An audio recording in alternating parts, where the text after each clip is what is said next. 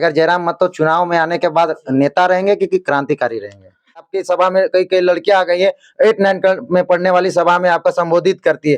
कई लोग सवाल उठाएंगे कि जिसका वोटर आईडी कार्ड नहीं है वो सभा को संबोधन कर रही है, तो बुद्धिजीवी लोग इनके सभा में कहाँ है?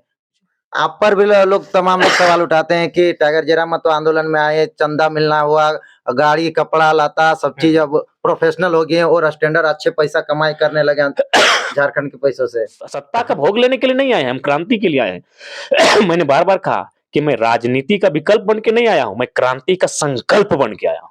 आप अगर आते हैं 2024 में तो क्या बदलाव कीजिएगा आप? अगर ये भाषण देना अपराध है तो मुझे अपराधी की श्रेणी में हमको रख के फांसी पे टांग दीजिए। वचन देते हैं, हम बहुत से कभी नहीं डरे हैं, सामने आपका है, कभी मुंबई, कभी दिल्ली, कभी बेंगलुरु मिलते हैं, फिर झारखंड में मिलते हैं और गरजते हुए बरसते हुए मिलते हैं। नमस्कार, जोहार।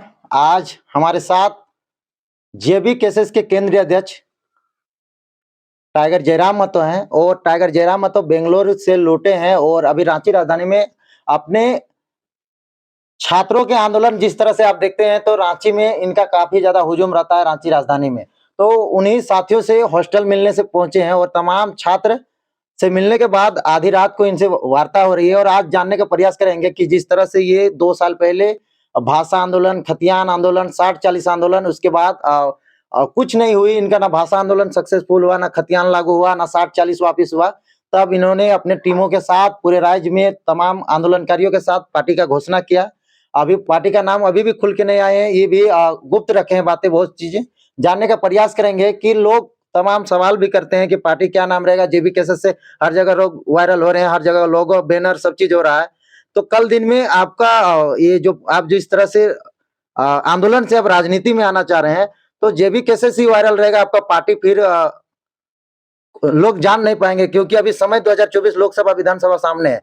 तो लोग कब तक आप लोगों को इस तरह से जल्दी जानकारी देंगे कि आप वो पार्टी का लोगो और नाम फैल सके और सभी झारखंड वासी जो आपको समर्थन करते हैं, चाहते हैं और सत्ता में लाना चाहते हैं, उनको कैसे पता चलेगा? देखिए देव बाबू, आपके हाथ में जो ये माइक है और जिससे आप रिकॉर्ड कर रहे हैं, ये डिजिटल मीडिया का साधन है और ये आज के डेट में एक बहुत बड़ी क्रांति है और बहुत बड़ी शक्ति है। तो हमें लगता है कि जब हमारे संगठन का, हमारी राजनीतिक पार्टी का जब कोई नया नाम मिलेगा तो जेबी केसेस से उस संगठन का नाम को विस्तार करने में हमें सप्ताह भर भी समय नहीं लगेगा। और जब हम विस्तार करेंगे बाकायदा उसमें आपकी भी भूमिका होगी, आपके चैनल की भूमिका होगी, सानू झारखंडी की भूमिका होगी, नीतीश आहान की भूमिका होगी और डीसी की भी भूमिका होगी। भूमिका सबकी होगी। तो इसलिए डिजिटल मीडिया है आपके हाथों में, हमें जरा सा भी अफसोस नहीं है। अगर 1 सप्ताह भी हमें समय मिलेगा, हमें पूर्ण विश्वास है जिस प्रकार जेबी केसेस को पूरा झारखंड और झारखंड के बाहर लोग जानते हैं, हमारा जो नया दल बन के आएगा उसे भी झारखंड के बाहर लोग जानेंगे। आप राज्य भर में इतने आंदोलन किए हैं, अब राज्य के बाहर जाके आंदोलन कर रहे हैं, वहाँ क्या लोकसभा जिस तरह से आपने घोषणा भी किया लोकसभा चुनाव लड़ेंगे, क्या झारखंड के बाहर भी आप अपना सीट देने वाले हैं क्या? नहीं, देखिए फिलहाल हम लोग तो चाहेंगे कि झारखंड में अपने आप को एस्टेब्लिश करें। मानते हैं कि हमारे पास बहुत बड़ा मास है। देश के प्रधानमंत्री और राज्य के मुख्यमंत्री की सभाओं में जो जनसैलाब नहीं उमड़ता है, उससे कई गुना ज्यादा जनसैलाब हमारी सभा में उमड़ता है। लेकिन उसे जब हम वोट में तब्दील करेंगे तो हमारे सामने बहुत बड़ी चुनौती होगी। चुनौती इसलिए होगी कि हमारी जो टीम है, युवाओं की टीम है, पढ़ने वाले छात्र हैं, पढ़ाई भी करते हैं, हमारे संगठन के बारे में सोचते भी हैं। यानी हमारे पास वेल ट्रेंड लोग अभी नहीं है और धीरे-धीरे इंटेलेक्चुअल लोग, एकेडमिक लोग, बुद्धिजीवी मंच हमसे जुड़ रहे हैं। और जैसे-जैसे वे जुड़ेंगे, हम लोग धीरे-धीरे और प्रखरता के साथ मजबूत होते जाएंगे। तो इसलिए हमारा मानना है कि फिलहाल हम लोग झारखंड पर फोकस कर रहे हैं और राज्य से बाहर हम इसलिए जा रहे हैं। मैं बताना चाहूंगा कि हमारे जो प्रवासी मजदूर हैं या फिर प्रवासी जो काम करने वाले लोग हैं, उनकी डिमांड्स है कि आप यहाँ भी आइए, क्योंकि जब आप राज्य में नए झारखंड का निर्माण करने की बात कहते हैं, नए झारखंड बनाने की बात कहते हैं, तो उसमें प्रवासी मजदूर भी आने चाहिए, स्वाभाविक आएंगे। भगत सिंह भी वही कहते थे कि आजादी का असल मकसद ये है कि आजादी फैक्ट्री तक जाएगी, आजादी खेत तक जाएगी। बाकी लोग तो आजाद हैं, जमींदार हमेशा आजाद रहा है, राजा हमेशा आजाद रहा है, रानी आजाद रही है, बिजनेस क्लास हमेशा आजाद रहा है, व्यापारी हमेशा आजाद रहे हैं। गुलाम अगर कोई रहा है तो फैक्ट्रियों में काम करने वाला मजदूर और खेतों में काम करने वाला किसान। तो इसलिए मैं फैक्ट्रियों में काम करने वाले मजदूरों के पास गया था। अच्छा, आप जिसे बोल रहे हैं कि प्रवासी मजदूर पास जा रहे हैं, तो वो लोग आएँगे आपको वोट देने के लिए, कई लोग बोल रहे थे कि आएँगे, समर्थन देंगे, कैंपेनिंग करेंगे। आप अगर सत्ता में आते हैं या राज्य में, तो प्रवासी मजदूरों के लिए क्या कीजिएगा? वो आपके लिए आपको सत्ता में लाने का अपना धन बल के साथ और अपना काम छोड़ के आएँगे प्रवासी मजदूर झारखंड में, तो झारखंड में उन लोगों को क्या कुछ करिएगा? देखिए, सबसे पहले हम लोग एक 7 सदस्यीय 9 सदस्यीय टीम बनाएँगे और उस टीम को जो हाल ही में जिन राज्यों ने आईटी के सेक्टर में, उद्योग के सेक्टर में और अन्य सेक्टर में डेवलपमेंट किया है, उन राज्यों में उस टीम को हम लोग सर्वे करने के लिए भेजेंगे और वे जो रिपोर्ट प्रेजेंट करेंगे, उस रिपोर्ट को हम लोग एक रूल बनाकर इम्प्लीमेंट करने का प्रयास करेंगे। जैसे अगर मजदूरों की बात आती है, तो मुझे लगता है और मैं अपने भाषणों में भी कहता हूं कि हम लोगों को एक्स्ट्रा हीरो बनने की आवश्यकता नहीं है। जो रास्ता है उस रास्ते पर चल रहा है। जैसे अगर आप फैक्ट्रियों की बात करते हैं, मैं पूरे राज्य की बात नहीं करूंगा। धनबाद बोकारो की स्थिति क्या है पता है? वहां जो भी स्थानीय विधायक होते हैं, कोई फैक्ट्री रहे, कोई कंपनी रहे, बिना काम किए उसका 10 गो हाजिरी बनता है। क्योंकि ये आपको रिपोर्ट नहीं मिल पाएगा, लेकिन ये सच्चाई है, कोयलांचल की काली सच्चाई है, इसको मानना होगा। तो मान के चलिए, अगर हम लोग मानते हैं धनबाद में शायद 6,000 या 8,000 है, हम कंफर्म नहीं हो पा रहे। तो धनबाद और बोकारो मिला के अगर मान के चलिए 10,000 छोटा बड़ा फैक्ट्री मैन्युफैक्चरिंग प्रोडक्शन के, जहां गलत तरीके से विधायक लोग चंदा ले रहे हैं, ये बोल के कि मेरा 10 गो वर्कर का नाम लिख लो, तो वहां हम लोग उसको रियल करेंगे। वो चंदा नहीं लेंगे, वहां 10 गो लोग रियल खटेंगे। तो अगर 10,000 फैक्ट्री है, 10,000 कंपनी है, अगर 10,000 जगह में 10-10 गो फेक काम कर रहा है, तो 10 गुना 10 यानी 1 जीरो डालिए, 1 लाख, यानी 1 लाख वर्कर की संभावनाएं बन जाएगी। ये सच्चाई है, कोयलांचल की काली सच्चाई है, इसको आपको मानना होगा कि बिना सारे विधायक सांसदों का 10-10 गो वर्कर वहां ऑलरेडी चढ़ गया है डाटा में। अच्छा, ये अभी एक खतियानी योद्धा थे अमित महतो, वो भी खतियान के लिए 21-21 किलोमीटर दौड़ रहे थे। उनका अभी रिहाई 5 महीने के लगभग जेल में रहने के बाद रिहाई हुई और खतियान आंदोलन में वो भी थे और कई सभाओं में कहीं-कहीं भी आपके साथ दिखे भी थे। तो क्या लगता है, आप भी पार्टी बना लिए हैं, उनका भी एक अलग अपना पार्टी बनाए थे और उपचुनाव भी लड़ चुके हैं। क्या कुछ आप लोग की वार्ता हो रही है कि जितना खतियान आंदोलनकारी हैं, एक हो रहे हैं क्या? जी बिल्कुल, हम लोग राज्य के हितार्थ के लिए आए हैं। निजी स्वार्थ नहीं है। अगर निजी स्वार्थ रहता तो नेशनल पार्टियां ऑफर कर रही हैं, चले जाते। आपको ऑफर आ रही है? हाँ, ऑफर आ रहे हैं। क्या आप नेशनल पार्टी ज्वाइन कर लीजिए? हाँ, ज्वाइन कर लीजिए। और क्यों नहीं आप ज्वाइन कर रहे हैं? इतने बड़े-बड़े पार्टी, अच्छा फंडिंग मिलेगा, अच्छा। तो फिर वही 23 सालों का इतिहास दोहराया जाएगा। हम चाहते हैं इस राज्य में बदलाव आए और आया है। आप कोयलांचल, चूंकि मैं पूरे झारखंड को नहीं देखा हूं, कोयलांचल के अगर किसी भी घर में शाम को चले जाइए, बूढ़े जिनका उम्र 80 साल 90 साल है, जो लोग भजन कीर्तन वगैरह सुनते थे मोबाइल में, अब बोलते हैं टाइगर का भाषण लगाओ। 90 साल का बूढ़ा जो जाने की तैयारी में है, बदलाव आया है। तो मैं चाहता हूं वो बदलाव एक पॉलिटिक्स का रूप ले। अच्छा, आप भाषण में बोल रहा है टाइगर का भाषण लगाओ, वोट में क्या तब्दील होगा वो? अच्छा, एक बात बताइए, एक 90 साल का बूढ़ा जो अपने पेंशन के पैसे को बचाकर मोबाइल खरीदवाया है, जब उसका वो गोल गोल घूमने लगता है ना, तो फिर 15 रुपए का जीबी रिचार्ज करवाता है, तो वोट नहीं देगा? बिल्कुल देगा। आप बूढ़े बुजुर्ग से मिल रहे हैं क्या? कि आपके सभाओं में सब युवा दिखते हैं, सब कई लोग सवाल करते हैं, युवा लोग हैं, किनका किनका वोटर आईडी कार्ड नहीं बना है, उनको भी आप सभा में, आपकी सभा में कई कई लड़कियां आ गई है, 8-9 में पढ़ने वाली सभा में आपका संबोधित करती है। कई लोग सवाल उठाएंगे कि जिसका वोटर आईडी कार्ड नहीं है वो सभा को संबोधन कर रही है, तो बुद्धिजीवी लोग इनके सभा में कहाँ है? बुद्धिजीवी लोग सुनते हैं, बुजुर्ग लोग हैं, महिलाएं हैं। अब ये सवाल है कि सभा संबोधन करने का एक बात, आइडियाज, वोट देना अलग विषय है, आइडियाज देना अलग विषय है। अगर वो 6ठी क्लास की लड़की है या लड़का है, लेकिन यदि उसके पास आइडियाज है, तो अपने आइडियाज को रख सकता है उस प्लेटफॉर्म में आके, या फिर हम में हमारे संगठन को लेकर कुछ संदेश दे सकते हैं। वोट अलग विषय है, आइडियाज अलग विषय है। तो 9 और 10 के जो बच्चे सभाओं में आते हैं, उनको हम आइडियाज के लिए लाते हैं, ना कि वोट के लिए। वोट देने के लिए बुजुर्ग हैं, 18 साल से जो पार हुए हैं, देव जैसे, नीतीश जैसे, सानू जैसे लोग हैं। आप हर सभा में कई मीडिया हाउस में नहीं सवाल किया है कि आप बोलते-बोलते भड़काऊ भाषण देने लगते हैं। संवैधानिक जो आप भगत सिंह को जिस तरह से और संविधान को लेके चलते हैं, भड़काऊ भाषण देने लगते हैं और लोग तालियां बजाने लगते हैं। गलत वे में टाइगर जयराम महतो झारखंडियों को लेके जा रहा है। कहावत है मरता क्या नहीं करता।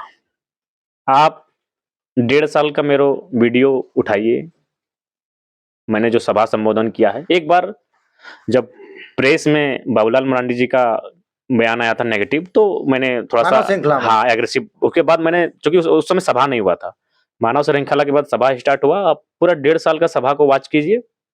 मैंने हमेशा आर्टिकल्स की बात कही है, चाहे भारतीय संविधान आर्टिकल 1 की बात हो, आर्टिकल 15, 16, 14 की बात हो, 19 की बात हो, या फिर 39 की बात हो, 44 की बात हो, या फिर अनुसूची 7, अनुसूची 9 की बात हो, या 170 ए बी सी डी 171 की बात हो, 371 की बात हो।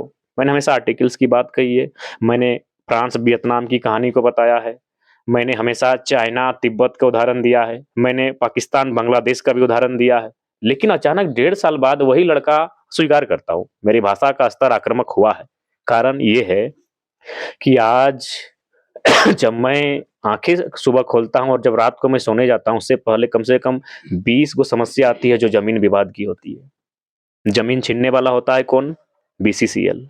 जमीन छीनने वाला कौन होता है? सीसीएल। सपोर्ट कौन है उनका? डीसी सपोर्ट नहीं कर रहा है। डीसी तो मुंह में बोल रहा है तो बहुत जमीन हो। सुने कि नहीं धनबाद वाला मैटर? नहीं, हमें नहीं पता है। आपको पत्रकार जगत से आते हैं, आपको पता होना चाहिए। धनबाद के डीसी जनता दरबार में बोल देते हैं कि तोर तो बहुत जमीन हो, अगर 2-4 को कब्जा करिए ले लो तो की भेलो। बताइए। इसलिए मैंने कहा कि जब हमारा कोई नहीं, सत्ता में बैठे लोग हमारी जमीन नहीं बचा पा रहे हैं, जो डीसी जिनको जिला का सर्वोच्च पदाधिकारी कहा जाता है, उनके मुख से यह बयान आता है, तब मैंने कहा कि तोहनी के जमीन या तो कलम बचे तो, या तो कुल्हाड़ी बचे तो। कलम यानी आपके पास पढ़ लिख कर कितने लोग ओहदे पर गए हैं? बहुत कम लोग हैं झारखंड के। कितने लोग हैं जो कलेक्टर के पोस्ट पर हैं, एसडीएम के पोस्ट पर हैं, जो बीसीसीएल में सीएमडी पर हैं, या फिर जीएम के पोस्ट पर हैं? नहीं है। अब बचा क्या है? कुल्हाड़ी। कुल्हाड़ी का मतलब है उग्रता, आक्रामकता, आर पार की लड़ाई। कुल्हाड़ी का मतलब टांगा नहीं है। इस मुहावरे को लीजिए, टेढ़ा खीर, इसका मतलब टेढ़ा खीर नहीं होता है। कुल्हाड़ी का संबंध है आक्रामकता से, कुल्हाड़ी का संबंध है उग्रता से, कुल्हाड़ी का संबंध है आर पार की लड़ाई। कि तो बेईमान करने वाला जब सीने पे चढ़ के बैठा है, हमारी जमीनें, हमारी पुश्तैनी जमीनें हैं, हमारे बाप दादा के बकायदा भूमिफट है हम यहाँ के, इस भूमि को कोड़ कर हमने खेत बनाया है, और आज कोई मनमाने ढंग से अधिग्रहण कर रहा है। और मैं एग्रेसिव जमीन के मुद्दे पर रहा हूं। अब कभी भी देखिएगा मेरे भाषण को। क्यों? क्योंकि मानव की सबसे बड़ी संपत्ति अगर कुछ है तो जमीन का टुकड़ा है। बिल गेट्स ने भी माइक्रोसॉफ्ट का शेयर को बेचकर लगभग रामगढ़ जिला के बराबर में जमीन खरीदा है। तो मैंने क्यों कहा उस पृष्ठभूमि को खंगालिए। हाँ, मैंने कहा, स्वीकार करता हूं। और अगर ये भाषण देना अपराध है तो मुझे अपराधी की श्रेणी में हमको रख के फांसी पे टंग दीजिए। हमको कोई ऐतराज नहीं है, क्योंकि हम सत्ता का भोग लेने के लिए नहीं आए हैं, हम क्रांति के लिए आए हैं। मैंने बार बार कहा कि मैं राजनीति का विकल्प बन के नहीं आया हूं, मैं क्रांति का संकल्प बन के आया हूं। तो अगर हम गलत है, लेकिन गलत मैंने बोला क्यों, उस पृष्ठभूमि को खंगालिए। एक 27, 28, 29 साल का लड़का, पढ़ने खेलने वाला लड़का, एक नौकरी की तैयारी करने वाला लड़का आज पूरे राज्य में घूम रहा है, पूरे राज्य में सभाएं कर रहा है। बीमार है, बीमार है, बोलने में असमर्थ है, लेकिन बिना रुके सभा कर रहा है, अपनी जान को जोखिम में रखकर सभा कर रहा है। अब तो डॉक्टर ने भी कहा है, सच्चाई है, कि अगर आप मेरी बात नहीं मानते हैं, आपको थ्रोट कैंसर होगा। लेकिन उसके बावजूद उनकी बात को भी मानते हुए सभाओं को जर, कारण क्योंकि मैं जो काम आज कर रहा हूं, बूढ़े लोग कहते हैं, मैं तारीफ नहीं कर रहा हूं। एक 90 साल का बूढ़ा जो विस्थापित क्षेत्र का है, वो बोल रहा था कि ये लड़का 30 साल पहले क्यों नहीं पैदा हुआ। ये जो भाषण आज दे रहा है, 30 साल पहले देता तो हम जानकारी हो जाती, हम सचेत हो जाते हैं और अपना आने वाली पीढ़ी के लिए जमीन का टुकड़ा बचा के रखते। मैंने आज अपना सब कुछ झोंक दिया है। क्या सीटें आएंगी, सांसद क्या होंगे, विधायक क्या हमारे होंगे, वो मायने नहीं है। आज झारखंड के युवाओं में, झारखंड के महिलाओं में, झारखंड के बुजुर्गों में जो जनचेतना मैंने जगाई है, क्या इससे पहले थी? नहीं थी। आज भारी संख्या में देखिए, आज रिपोर्टरों की ही संख्या देख लीजिए इस आंदोलन के बाद, जो झारखंडी युवा हैं। एक सैलाब आया कि नहीं आया? क्रांति हुई। रिपोर्टर बनना भी मजाक का विषय नहीं है। सवाल पूछना, उसके बाद सवाल में रिपोर्टर लोग भी कभी-कभी देखते हैं कोयला से लेकर आईएएस आईपीएस तक सवाल करते हैं, चैलेंजिंग सवाल करते हैं, स्वाभाविक है। यानी एक क्रांति है, इस बात को मानना होगा। इसका भविष्य में क्या परिणाम होगा, कौन दिल्ली चुन के जाएगा, कौन रांची जाएगा, कौन माने विधायक बनेगा, कोई सांसद मायने नहीं है, लेकिन ग्राउंड में एक माहौल बना है। आज जो लोग डरे सहमे रहते थे, आज आंदोलन के लिए तैयार हैं। आज देखिए आंदोलन का बाण सा गया है। धरना देखिए, पद यात्रा देखिए, हड़तालें देखिए, आंदोलन का बाण सा आया है, क्योंकि अब उन्हें भी आभास है कि अभी नहीं तो कभी नहीं, ऐसे लूट जाएंगे कि फिर कहीं टिक नहीं पाएंगे। जब एक सवाल उठता है, तमाम लोग कहेंगे कि वन मैन आर्मी यानी टाइगर जयराम महतो, इतना जो आप ये एक ही जब भी केसेस में एक ही एक योद्धा है कि पूरे झारखंड वासियों को या फिर जितने भी उनका टीम मेंबर है जो भी है आपका जो है आप ही जो है जो एक योद्धा है जो पूरे जगा रहे हैं और कर रहे हैं। क्या एक व्यक्ति से सीएम बन सकते हैं या फिर नहीं, लोकसभा में? कभी नहीं। तो आपका कैंडिडेट दूर दूर तक आपके जैसे और भी होने जरूरी है। ऐसा नहीं है, कैंडिडेट है। अगर मान के चलिए देव बाबू अगर अच्छा किए हैं तो गोमिया देखा जाएगा। कैंडिडेट है, लेकिन चूंकि हम लोग रिफ्रेश कर रहे हैं, उनको जानने का प्रयास कर रहे हैं, उनको समझ रहे हैं। तो दादा खुलासा आप कब कीजिएगा? आप खुलासा बात है कि वहाँ के लोग कैसे जानेंगे? आपको तो पूरे झारखंड के लोग जान रहे हैं। पहली बात, ना हम बीजेपी है, ना कांग्रेस है, ना जेएमएम है, ना आजसू है। अगर हम लोग अभी खुलासा करेंगे तो बहुत सारी ऐसी चीजें घटेंगी जो हमारे लिए नेगेटिव जाएंगी। इसलिए समय के साथ होगा। और उनको एक संदेश कि हारी हुई टीम का कैप्टन बनने से अच्छा है विजेता टीम का 15वां खिलाड़ी बनिए, कम से कम वर्ल्ड कप को छू तो सकते हैं। हारा हुआ टीम का कैप्टन मत बनिए। तो इसलिए आपस में लड़ने के लिए नहीं है, बड़ी मेहनत के बाद, बड़ी मशक्कत के बाद ये आंदोलन को खड़ा किए हैं। एक नई राजनीतिक विचारधारा की ओर हम लोग आगे बढ़ रहे हैं। इसलिए मुझे लगता है कि जो लोग निस्वार्थ भावना से राजनीति करने आए हमारे साथ, जो लोग राज्य के युवाओं के सपनों को साकार करने आए हैं, किसान मजदूरों की सशक्ति बनने आए हैं, वे लोग हमारे साथ होंगे। और जो लोग स्वार्थ के लिए आए हैं वो समय के साथ जो हमारा चाय छकने वाली छकनी है फिल्टर हो जाएंगे। आपके साथ बहुत सारे लोग, जब भाषा खतियान आंदोलन शुरू हुआ था बहुत सारे लोग उभरे थे।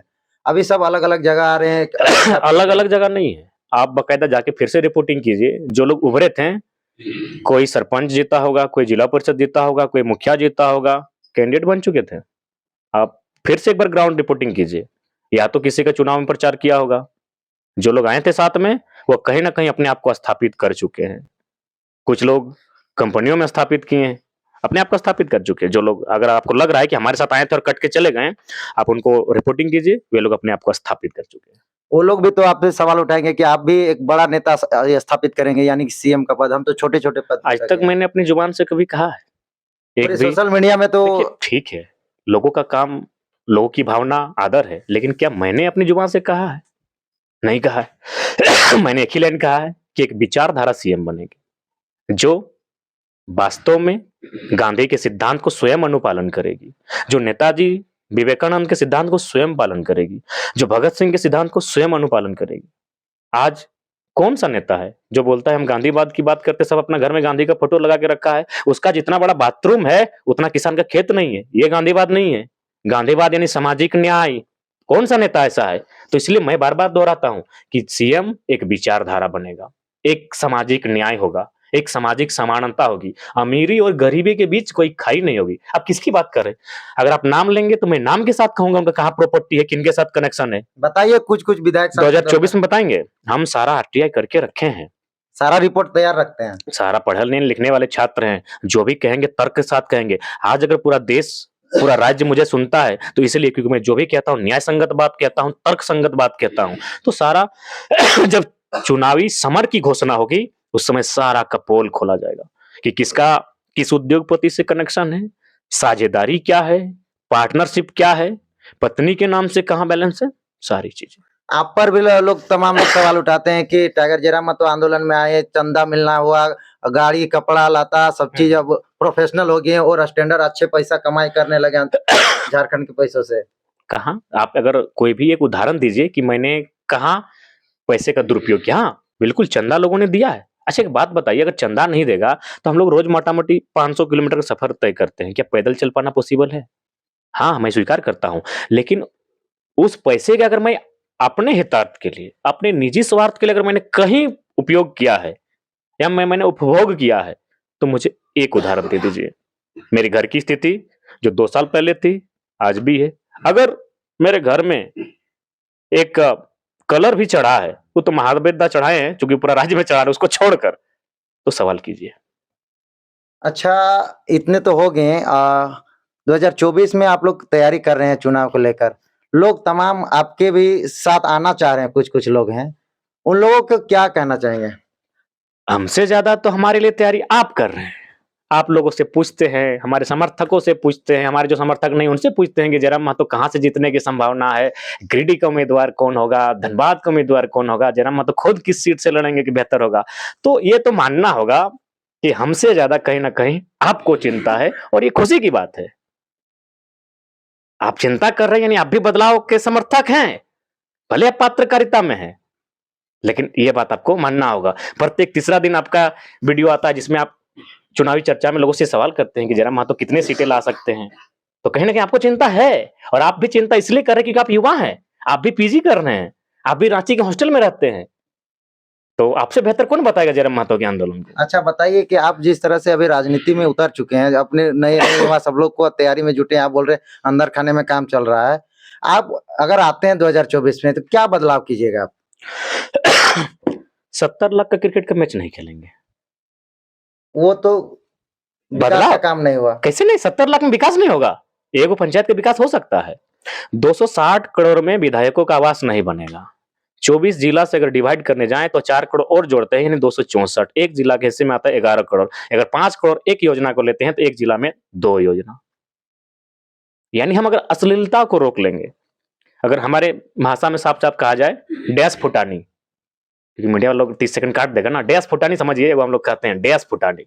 तो उस फुटानी को अगर रोक लेते हैं, आपके भी सब हम तो आजकल लाखों खर्चे होने लगे नहीं यही हम लोग का चंदा, पहला बात लोग मानव श्रृंखला के बाद से टेंट वाले फ्री देते हैं, डिस्काउंट में देते हैं, डीजे पेट्रोल जाता है, पेट्रोल अब पेट्रोल कहाँ जाता है? जैसे अगर हम पेट्रोबार में सभा किए तो 10 किलोमीटर, इससे ज्यादा नहीं, बाकी सब डिस्काउंट में आता है और टेंट किसी का ना किसी का सदस्य का होता है। एक सवाल उठता है, आपके समर्थक भी काफ़ी आपसे नाखुश रहते हैं, आपसे कॉल करते हैं या फिर संपर्क करना साधा प्रयास करते हैं, तो आप कई दिनों तक उन लोग से वार्ता नहीं करते हैं या फिर मोबाइल स्विच ऑफ, नंबर तो दे दिए हैं, मोबाइल स्विच ऑफ या मैसेज भी कर रहा है तो आप सीन नहीं करते हैं।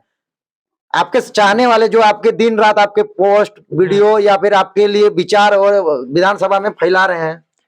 पहला सवाल आपसे ही, आपने मुझे आज शायद इंस्टा पे मैसेज किया था, क्या मैंने सीन करने के बाद रिप्लाई किया कि नहीं, हाँ या ना?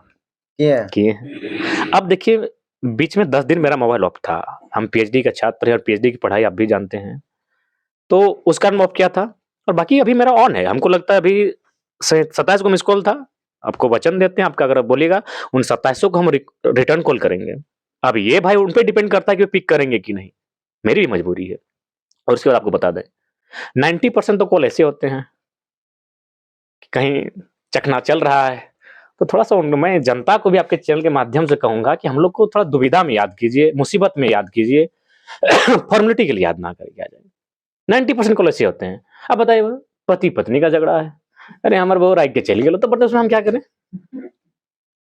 दिन में 4-5 गो समेट रहता है। तो हम लोग को राज्य के मैटर में लाइए, हम लोग को जेपीएससी के मैटर में लड़ने बोलिए, हम लोग को जेएसएससी में लड़ने बोलिए, हम लोग को धनबाद से रांची किसी कार्यक्रम में पदयात्रा में शामिल होने बोलिए। अब आंदोलन का स्तर को भी देखना होगा। अब देखिए भाई फोन किया है, अरे हमार काका हमार जमीनवा छीन रहलो, तो पंचायती कीजिए, मुखिया की व्यवस्था हुई है। तो मैं उनको नम्र निवेदन करूंगा, थोड़ा-सा आपको अपने निजी स्वार्थ को त्याग करना होगा। अब हम अपना शरीर त्याग दिए हैं, अपना सब कुछ त्याग दिए हैं, तो आप निजी स्वार्थ को त्यागिए, नहीं तो फिर तो वही पॉलिटिक्स होगा। छठियारी में जाना, भोज में चावल देना, अच्छा दादा एक बेटी के ब्याह में 2000 रुपया देना, ऑल पॉलिटिक्स। फिर आप अगर हमको उसी पैटर्न में ले जाके जाएंगे तो जयराम महतो बदलाव कैसे करेगा? इसीलिए फोन कॉल कब ऐसा है कि हम जहां इमरजेंसी रहा हम नहीं पहुंचे हैं। मेरा कमर में कड़क था, हम गोविंदपुर पहुंचे कि नहीं? हम चल नहीं पा रहे थे, मैंने कदम मेरा जमीन पर पड़ रहा था, ऑटोमेटिक मेरा आंख से आंसू आ जा रहा था, क्योंकि वैसे दर्द ही था, फिर भी हम गए। तो उस प्रकार का अगर सिचुएशन होगा तो हम वचन देते हैं, हम बहुत से कभी नहीं डरे हैं, सामने आपका है, कभी मुंबई, कभी दिल्ली, कभी बेंगलुरु मिलते हैं, फिर झारखंड में मिलते हैं और गरजते हुए बरसते हुए मिलते हैं। पीछे नहीं हटेंगे, लेकिन जेन्युइन चीजों पे याद कीजिए। अच्छा, बहुत सारे ऐसे चैनल्स हैं जो आपके साथ आपका भी कवरेजिंग करते हैं, लेकिन कोई आलोचना करता है उसका भी कवरेज करता है, तो बहुत आपके चाहने वाले, आपके समर्थक उसे अभद्र टिप्पणी भी करते हैं, चैनल वालों को भी कर देते हैं। देखिए, आलोचना होनी चाहिए, आलोचना अलग विषय, ईर्ष्या अलग विषय है। आप जब रिपोर्टिंग करते हैं तो उसमें आलोचना का भाव आता है कि ईर्ष्या का भाव आता है? अगर आलोचना का भाव आता है, हम स्वयं कहेंगे मेरी आलोचना कीजिए। जैसे आज एक उदाहरण के लिए कोई अगर 30 मिनट का किसी का इंटरव्यू लेता है, अगर वो मान के चलिए कोई, वो भी जनप्रतिनिधि है, तो 25 मिनट आप उससे उसके विषय में सवाल पूछिए, विकास के बारे पूछिए, पॉलिटिक्स के बारे पूछिए, सामाजिक पूछिए, और 5 मिनट हमारे बारे पूछिए। वो नेगेटिव बोलेगा हमको कोई दिक्कत नहीं है, हमें गाली देगा कोई दिक्कत नहीं है, लेकिन 30 मिनट अगर हम पे ही वीडियो बनेगा तो ये कहीं ना कहीं पत्रकारिता का स्तर हम नहीं कहेंगे। हाँ, किससे 30 मिनट हमसे पूछेंगे आप? मेरे बारे में 30 मिनट का नहीं, अगर 1 घंटा वीडियो बनाते तो 1 घंटा पब्लिक से पूछेंगे, आम पब्लिक से। अभी राज्य का बड़ा चेहरा है, सब मुद्दा हाँ हर ना, चीज आप ही में आता है। ठीक है, आप एक आम पब्लिक से पूछिए। आम पब्लिक अगर 1.5 घंटा आपको गाली देता, हमको आपत्ति नहीं है, लेकिन आप किसी पॉलिटिकल लीडर से पूछने गए हैं, अरे उससे खुद पूछिए, वो पॉलिटिक्स में है। जैसे अभी सुनने में कोई प्रत्याशी था, तो उससे पूछिए, जाहिर सी बात हो किसी न किसी संगठन में होगा, उससे पूछिए कि आप कहाँ है। उससे पहले उसकी बात कीजिए, फिर हमारी बात कीजिए। अगर एक आम व्यक्ति से पूछिएगा तो 1.5 घंटा हम पे इंटरव्यू लीजिए, हमको आपत्ति नहीं है। लेकिन अगर जनप्रतिनिधि से पूछेगा, जनप्रतिनिधि के प्रतिनिधि से पूछेगा, तो अगर उससे 20 मिनट सवाल करते हैं तो 15 मिनट उसके दल से सवाल होना चाहिए, उनके कार्य से सवाल होना चाहिए, योजना पे सवाल होना चाहिए। 5 मिनट गाली ही देना है, हमें आपत्ति नहीं है। अच्छा, जाते जाते अंतिम सवाल रहेगा, टाइगर जयराम मतलब चुनाव में आने के बाद नेता रहेंगे कि क्रांतिकारी रहेंगे? क्रांतिकारी नेता, क्रांतिकारी नेता। नेता यानी नेतृत्व करना, और क्रांतिकारी यानी बदलाव के साथ लास्ट नेतृत्व में करना। ये नहीं हो जाए कि सिस्टम में बन जाएंगे? नहीं, सिस्टम में नहीं बनेंगे, गोली खा लेंगे, जिसे शहीद सुनील महतो ने खाया है। सिस्टम से जरा महतो नहीं बंधेगा। सिस्टम से बंधना होता तो 2 साल झकमारी नहीं करते, बंध चुके होते ऑफर से। सिस्टम से नहीं बंधेगा। जाते जाते क्या कहना चाहेंगे झारखंड वासियों को? झारखंड वासियों को यही कहना चाहेंगे कि राज्य उलगुलान, राज्य नवनिर्माण मांग रहा है। सबकी भूमिका होनी चाहिए। ये खुशहाल राज्य, सुंदर राज्य कैसे हो, और इसमें सबको आगे आके इस राज्य को, एक नए नेतृत्व को समर्थन करना है। चलिए, आपसे भी विदा लेते हैं, आपका भी तबीयत ज्यादा खराब लग रहा है, और लगातार हमारे साथ बने रहें। टाइगर जयराम महतो ने क्या कुछ कहा, कमेंट करके जरूर बताएं, इनका विचार कैसा लगा। जय झारखंड, जोहार झारखंड, जोहार दा। जोहार झारखंड।